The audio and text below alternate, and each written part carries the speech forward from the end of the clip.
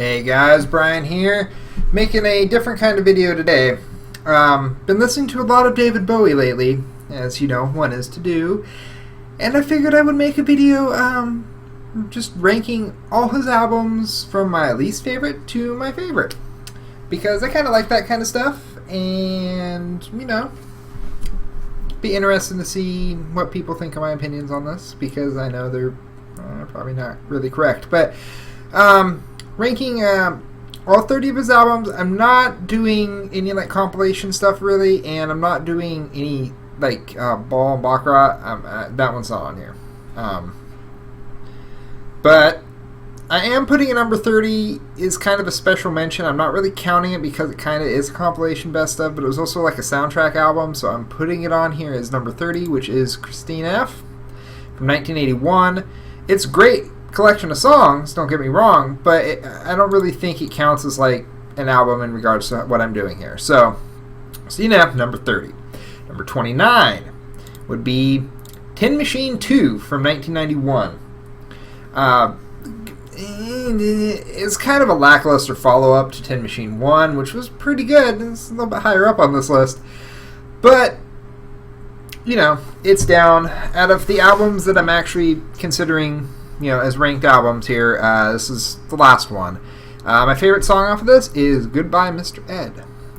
At 28, we have The Man Who Sold the World from 1970. This is one of his, you know, earlier albums, follow-up to Space Oddity. It's good. You know, there's a lot of classics on it. My favorite song off of it is All the Madmen.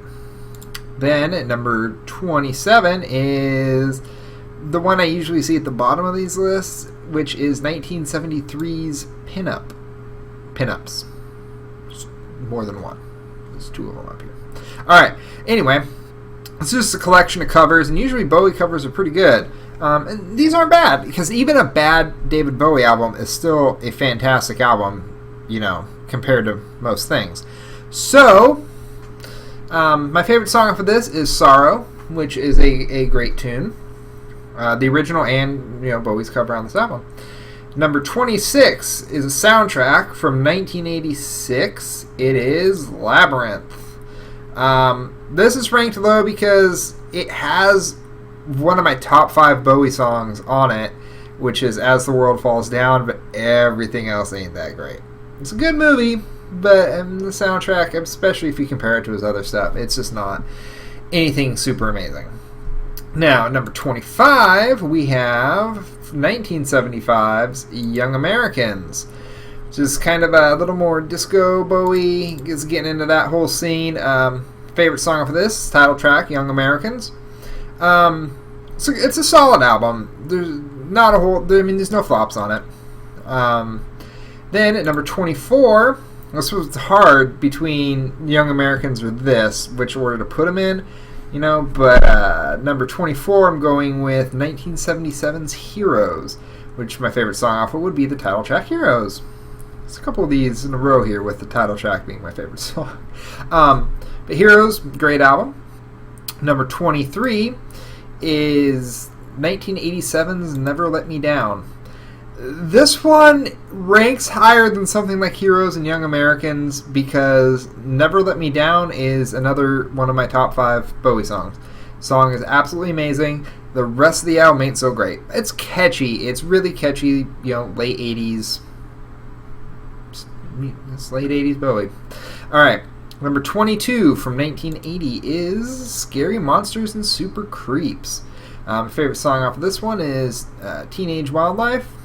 So it's kind of his in-between from doing kind of the experimental stuff he was doing in the mid-late 70s into 80s Bowie. So it's kind of the in-between album. It's not anything great. It's not anything terrible. It's what it is. Number 21 is the other soundtrack he did, which is 1993's Buddha of Suburbia. Favorite song off of this would be Strangers When We Meet, which is a fantastic song, although it was done better on an album after this. But pretty much everything on here is a solid song. This is an album I wish I could find on vinyl from what I could find, it was only pressed in Brazil, and even then, most people were saying that it's a bootleg. So I don't think this has ever actually had an official vinyl release. I hope they reissue it someday because I'd love to have it. All right, and then at number 20 is 1977's "Low." This is another one of his, late 70s experimental type deals. Lots of instrumentals on this one, but the stuff and the instrumentals are okay, but I mean they're not as good as the vocal tracks, which is why this is ranked fairly low. Favorite song of this is "Sound and Vision." On number 19 we have 1971's right, 71, yeah, "Hunky Dory." I always, when I'm thinking like, oh, what's my favorite Bowie album, this is usually one that pops right to the top of my head, but then when I actually listen to it and look at the track listing, it's kind of low, down there. Favorite song off of it is "Queen Bitch." That's probably why I always am like, oh yeah, that album, I love that album. I do love that album, but anyway, number 18 is from 1989, no, Tin Machine. Yes, Tin Machine, his kind of failed band experiment thing with Reeves Gabriel and some other dudes. He got so kind of burned out, with making "Never Let Me Down" and "Tonight," and so he decided let's go be in a band. He was in a band. This album was fantastic. Best song of it being "I Can't Read." The second one, as you saw before, is not the best. And then he kind of just went back to being, solo artist. Number 17 is 1999's "Hours." Favorite song off of this is "Seven." This is kind of a more toned down Bowie when he's kind of transitioning from what he was doing in the 90s into what he is now and was through all the 2000s. It's another transition album, really. Pretty low key. Out of all his albums, this is one of the most low key ones. Number 16, 2013, is "The Next Day." I was so excited when this album came out, and this album is fantastic. It definitely holds up with anything else he's ever done. My favorite song off it's "Dancing Out in Space." Although really, again, there's no bad songs on this thing. Alright, number 15, 1974, "Diamond Dogs." My favorite song off of this is "Candidate." This was kind of a... Well, he did, Ziggy Stardust, and then right after that was Aladdin Sane. And then this, I think, was kind of... which was a big departure from Ziggy Stardust. And I think this album was kind of more trying to get back to what Ziggy Stardust was and didn't quite hit that mark. It's still a good album, though. "Candidate" is a song I've heard covered by a million different artists, and they all do better. Alright. Next one, number 14 from 1967 is David Bowie. There he is. Hi. This is his first album. It's kind of mod music, British. Best song off of it's "When I Live My Dream." It's good. It's vastly different than everything else in his catalog. Like, massively different. There's a lot of stuff from this era. Like, Bowie at the Beeb is a great collection of stuff. And then there's another album further down this list that we'll see revisits a lot of this. Alright, and then number 13 we have 2003's "Reality." My favorite song for this is "She'll Drive the Big Car." This album kind of is a little bit special to me because whenever I got to see David Bowie on tour a few times, and every show I saw him he was well, not every show, but most of them, he was touring, supporting this album. And this album, after he made this, he kind of went into seclusion and didn't put out any music for 10 years until The Next Day. Good album. Number 12, barely eking out reality, is 1984's "Tonight." It's a follow-up to Let's Dance. It's really good. It's in the same vein, but it doesn't quite hit that mark. Probably because it is just basically the same. It's like B-sides to Let's Dance. The best song is "Loving the Alien," which is far superior to all the other songs on the album. And the title song "Tonight" with Tina Turner is also fantastic. Number 11 is 1997's Earthling, when Bowie went all techno and stuff. My favorite song out of this is 7 Years in Tibet. This album is just full of really long songs that are, kind of have a techno vibe. This was kind of the last really experimental thing he did. After this was Hours, and then he just went into kind of mellowed out a little. This was kind of like his last big experimental hurrah, and it's pretty good. All right, top 10 now. So number 10 is 1969 Space Oddity, which has most people's favorite Bowie song on it. Space Oddity, my favorite song off It's Letter to Hermione. But this album there's a little bit of that early Bowie mod stuff going on in this, but a lot more of what's to come. So another of his transitional albums. Most Bowie albums are either, they're like one set style, a transition album, or another set style, and he just kind of, if you just go through and listen to all his albums, it's pretty interesting. All right, number 9 from 1979 is Lodger, which is my favorite of his 70s, late 70s kind of experimental things. My favorite song off of it is Move On. Out of the 3 albums, which are Lodger, Low, Heroes, which are kind of a trilogy, this is by far the best one. All right, number 8 is 1993's Black Tie, White Noise. Favorite song off of it is Jump They Say. This album was, kind of coming out of the whole Tin Machine band experiment thing. Came back with this, which was still definitely 90s album, early 90s album. It's one of those albums that you can listen to it, and 5 minutes in, you're like, I know exactly what year that was made. But it's still kind of more throwing back to his 80s stuff versus what came after this in the 90s. All right, number 7 is from 2001, an album that never came out, but you can find it. It's Toy, which my favorite song off of it is the title song, Toy, Your Turn to Drive. This album there's a few original songs, like the title song, but most of it is re-recordings of stuff from his early career, which is either stuff that was never on an album that came out before his first album or right after, or stuff that was on his first album.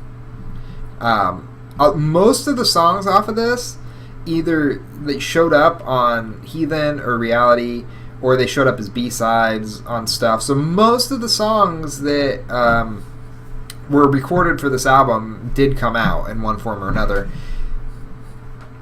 But it's a great album if you ever track it down. I mean, you got to get a bootleg, but whatever. All right, number 6 from 1983 is Let's Dance, the best of the 80s Bowie, which was kind of the first one. My favorite song off this is Criminal World. This album is just massively successful. Every song off of this is a hit. Every song off of this is a 10 out of 10 song. Actually, every album from this point on is all 10 out of 10 songs. So it was really hard, this top 6 albums here, to decide the order. But number 5, going with 1973's Aladdin Sane, which is the follow-up to Ziggy Stardust. My favorite song off it being Lady Gunning Soul. This is a lot different tone than Ziggy Stardust, but it's a very good follow-up to it. Definitely check it out. It's one of the best things he ever did. Alright, number 4, though, is better. It's from 1976, Station to Station. Can't say enough good things about this album. Just the title track alone is better than 90% of the stuff he ever has done. Definitely check this album out if you've never heard it. Number 3 is an album that most people put as number 1, but I'm putting as number 3. 1972, Ziggy Stardust and the Spiders from Mars. My favorite song off of it is Moon and Daydream. This album is just thoroughly classic, and anyone that says this is the best Bowie album, they're not really wrong. It is the best Bowie album. It's easy to say that. It is Bowie's best album. But it's not my favorite, so that's why it's number 3 and not number 1. If you haven't heard Ziggy Stardust, why are you even watching this video? Pretty much. Alright, number 2. These top 2 were really hard for me. But number 2, I had to go with Heathen from 2002. My favorite song off it being the title track, Heathen. This album is 2000s Bowie. Still has a hint of kind of the techno-y thing going on, but this album is just mind-blowingly good. I have a lot of friends that are big David Bowie fans, but they kind of stop at Let's Dance, and they've never really heard anything past that. And then they'll go on for days about how Ziggy Stardust is the best thing Bowie's ever done. Then I have them listen to this, and it changes their mind. Well, some of the time. And number 1, my favorite Bowie album is Outside from 1995. I've seen a lot of people do lists like this, and this is usually at the bottom of their lists. But for me, it's number 1. It's kind of, he went for a kind of 9 Inch Nails, industrial, mid-90s kind of vibe. Absolutely amazing album. I'm sad that this is supposed to be a trilogy. They made the first one, which is why it says one Outside, because there was supposed to be a 2 and a 3. They never came out. Apparently they were recorded, at least somewhat, like they recorded a just massive amount of just raw audio that they kind of were making into the albums, and that stuff still exists. So hopefully someday, years and years and years from now, when they run out of like stuff to put on Bowie compilations, they'll come out with it. You can find just the raw, uncut audio of what was going to be outside, or number 2 and number 3. I think it was like Contamination and something. I can't remember what the title of the third one was supposed to be. But you can find just the raw audio, and I've listened to it a few times, and there's some good stuff in there. But yeah, I mean, it's not produced well. They haven't gone through and made it into a cohesive album like this one is. This has everything good about Bowie. It has great songwriting, great music, great lyrics, great singing. It's experimental. It has a great concept. It's just a great album. So if you've never heard Outside, or if it's been a while since you've listened to it, check it out again. See what you think of it, because I think definitely holds up with all his best albums, and I think surpasses them. So anyway, that is all of Bowie's albums and what I think about them. I hope enjoyed watching this. If you disagree with me at all or agree with me, leave a comment, let me know, because I love talking about this stuff with people. So thank you for watching, and I will see you next time. Bye.